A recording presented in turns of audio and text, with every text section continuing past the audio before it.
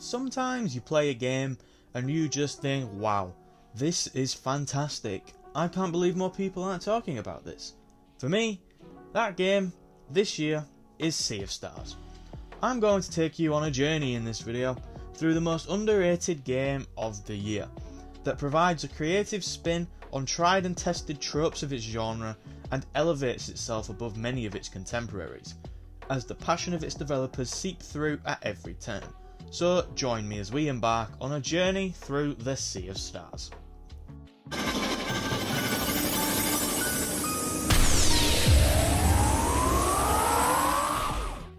While Sea of Stars is one of my favourite games of the year, it has to be said that the opening 2 to 3 hours are remarkably slow. Now, you and I know that's a case for most games in this genre, but so does the game. Sea of Stars is a game that in general is aware of the token tropes of its genre, and creatively keeps them whilst adding a self-aware sense of satire to its execution. The beginning of the game sees our heroes start their training at the academy, for they are Solstice warriors and they have a journey to complete. They spend years in the academy training and, more importantly, sewing. The game makes light of its slow start by having its protagonists also showing frustration at the slow start to their own journey. They want to use their powers to save the world, same as you, but they have to sew for a few years first. Eventually though, our characters Zale and I believe it's pronounced Valerie will embark on their journey as Solstice warriors to take down the Dweller, the initial premise of the game. And you'll be joined by your longtime best friend Garl, who doesn't have any power of his own, but his sheer determination and thirst for adventure give him enough power anyway. Garl serves as the heart of the game. He's way more than just the token comic relief character.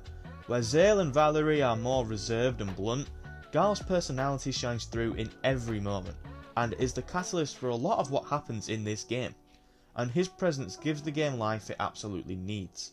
You may play as Zale or Valerie, but there's a strong argument to be made that the most important character in this game is Garl. What a man. You also meet other characters along the way that join your party with their own uniqueness. They've got their own personalities, movesets and magic, which isn't all that impressive on its own.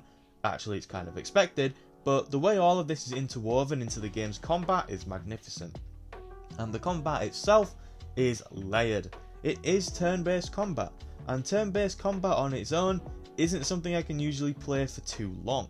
But when games add a creative spin to it, that's when I can really get on board, and that's what Sea of Stars does.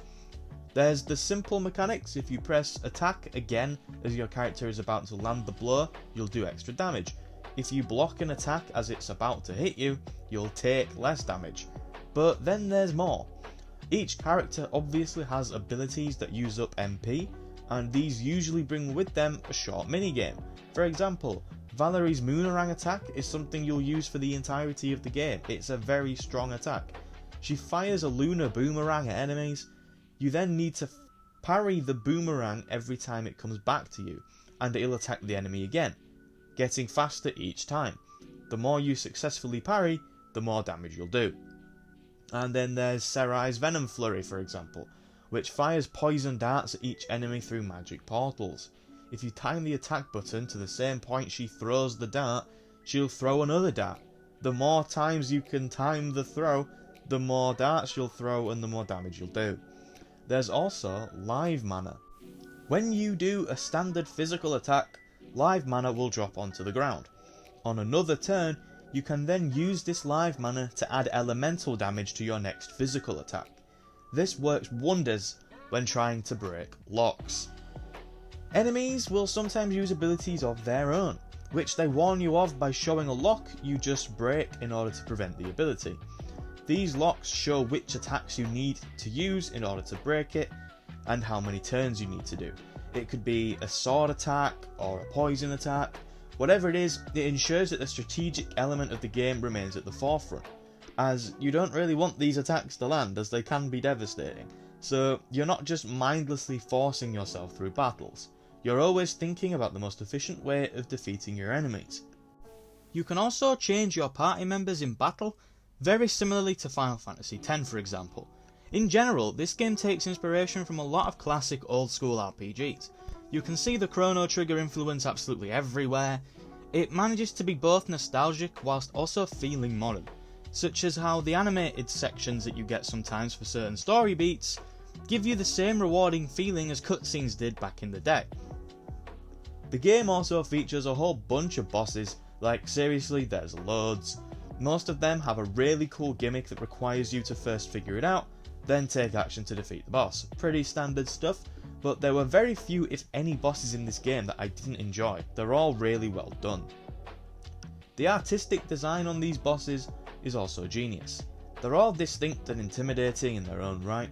In fact, all of the enemies look great, and there's very few reused enemies. Each area has its own enemies. You may only spend 20 minutes in one area, but the effort and craftsmanship that's gone into bringing these enemies native to these areas alive is just commendable. Something else I loved was how your party levels up together. This ensures that no matter who you equip in your party, nobody gets left behind. Upon leveling up, you also get to choose an extra stat to upgrade further, allowing for further customization into your party's composition. The game is also just gorgeous, by the way. The art style is simply beautiful, and you visit some really awesome looking places, brought to life by the aesthetic and borderline perfect soundtrack.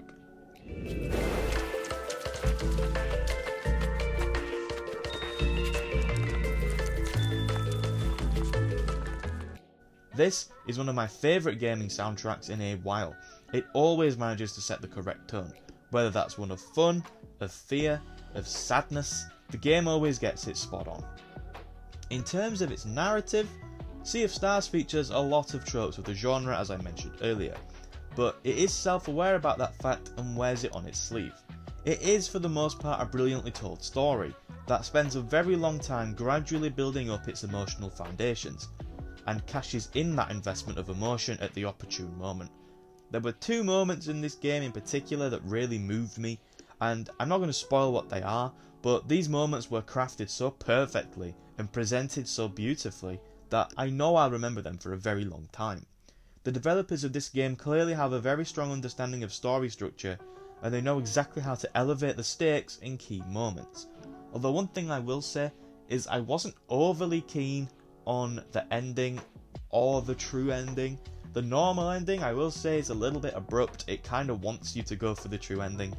The true ending is nice, and it is a pretty great reward for all the effort you put in to get it, but I feel that the story holds more emotional weight if this thing that I can't spoil from the true ending doesn't actually happen. But it is nice, and I understand I'm probably in the minority here. I just feel it dilutes from the best moments from the main game. Sea of Stars is of course also a prequel to The Messenger, which I haven't actually played. I've played around an hour of it, but my understanding is that you'd get even more enjoyment from this if you played The Messenger first. The game is quite linear for a turn-based RPG, but you never really feel railroaded as such. There's side stuff you can do, but you're not even really told about it. It comes through just exploring. Like for example, there's a collectible where you find rainbow shells in chests. You'll find a bunch of these before you even know what you're supposed to do with them. And if you don't explore one particular city, you won't know ever what to do with them. In one of the cities you visit, you can give them to an NPC, but you don't actually do this in the main story at any point. You could just skip right past this and the NPC if you didn't find them whilst exploring this one particular city out of the many that you'll visit. The game is around 25 to 30 hours long, so it doesn't outstay its welcome. Where it feels like things were going to wrap up, it introduces new plot threads or involves existing ones to keep things going in organic fashion. It never feels like it's pulling the rug from underneath you and forcing you to play more game. It's structured, and it's structured well.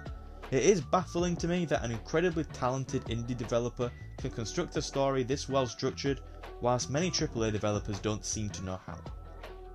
Sea of Stars is one hell of a journey. I don't play many games like this because they usually burn me out eventually, but Sea of Stars didn't. It kept me hooked through its creativity and passion, which seeps out of every facet of its design. I understand a lot of people won't play this, and that's an enormous shame, because Sea of Stars is easily one of the best games of the year, and I thank my lucky stars that I decided to give it a try. Thank you for making it to the end of the video. I hope that you did enjoy it. If you did, then please consider leaving a like, because that would greatly help me out. And if you want to see more videos from me, then you could also consider subscribing, because I upload every single Monday. But that is all for now. Have a nice day, and goodbye.